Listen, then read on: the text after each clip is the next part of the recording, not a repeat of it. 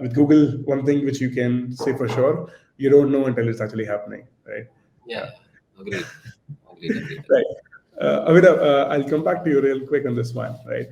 Now, see, there are a lot of people who talk about things to do, fix your head reading, get it, review it with an expert, experiment, try out a new format here and there, like a video ad format, try out different flow, try out different flow strategies and so on and so forth. Right?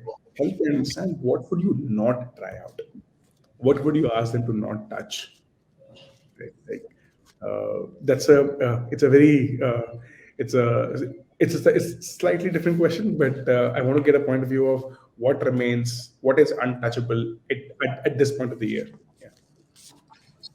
So I think we all know by the end that what has been working well, right? Slight pointers that what has been working well and what can we, additionally test.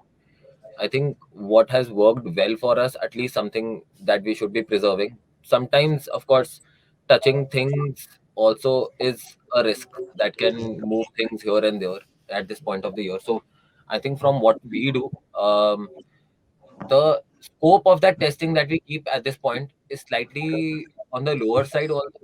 Honestly, if for example, if we talk about price flow testing, I would probably want to still try out on my ad units, which are maybe the low yielding ad units. Maybe the high yielding ad units, I might not want to touch. If they are high yielding ad units, let them run as it is, so that if I'm going to take that risk of experimentation, let me have it on a scope of my inventory, which is not going to harm the total revenue by a Revenue. huge, Yeah.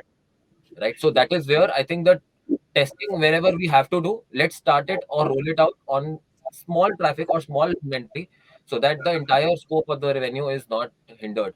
Yeah. So what not to do is something that I would say that rolling out production level changes should be probably first completely first and then roll out. But other than that, I think testing is something that I am completely in favor of.